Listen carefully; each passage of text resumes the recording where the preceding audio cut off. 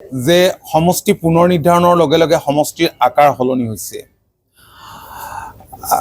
পূৰ্বৰ যি আমগুৰি সমষ্টি আছিল, আমগুৰি সমষ্টিৰ এটা বৃহৎ অংশ 13খন পঞ্চায়ত ইয়াত, 8খন পঞ্চায়ত নাজিৰা সমষ্টিত অন্তৰ্ভুক্ত হৈছে। তদ্ৰূপ বহুখিনি সাল সলনি হৈছে কেওটা বিধানসভা সমষ্টিৰ। গতিকে এনে পৰিস্থিতিত আমি কেনেধৰণে কাম কৰিব লাগিব এই সম্পৰ্কেও আমি কিছু ইনষ্ট্ৰাকশ্যন নিৰ্দেশ আমি দলৰ কৰ্মকৰ্তাসকলক দিছোঁ। দলৰ কৰ্মকৰ্তাসকলে আহি থকা দিনবিলাকত দলটোক শিৱসাগৰত মজবুত কৰিবৰ কাৰণে অহোপুৰুষাৰ্থ চেষ্টা কৰাৰ প্ৰতিশ্ৰুতি আমাৰ ওচৰত দোহাৰিছে। মূল কথাই হৈছে যে আমি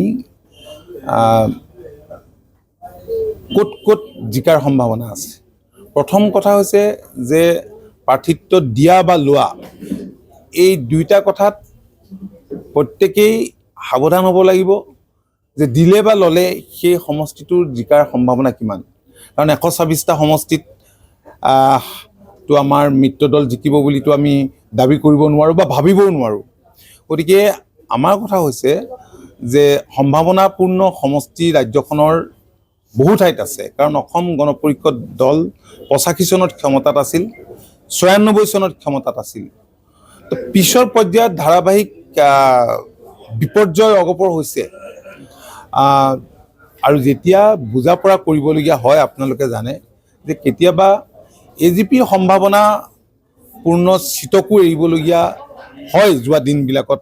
বুজা পৰাত যিহেতু আমি দীৰ্ঘদিন ধৰি ভাৰতীয় জনতা পাৰ্টিৰ লগত আছোঁ, বা ভাৰতীয় জনতা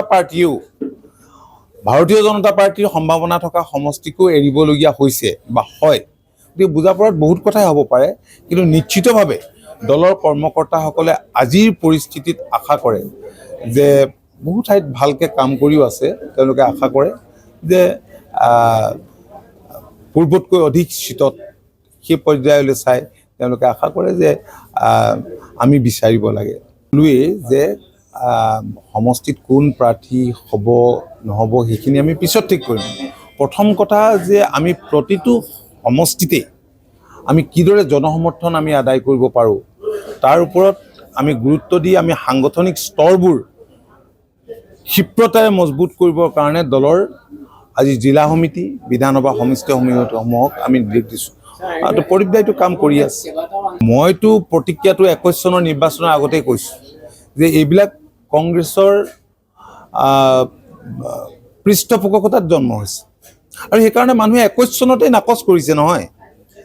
আজি অসম গণ পৰিষদ দলৰ জন্মলগ্নৰ এক দীঘলীয়া ইতিহাস আছে, ৰাইজৰ তেজ আৰু ত্যাগ নিহিত হৈ আছে। গতিকে আজি এইবোৰ দল কেনেকৈ সৃষ্টি হৈছে মানুহে 21 আগলৈ 20 চনমানলৈ ঘূৰি চালেই গম পাব।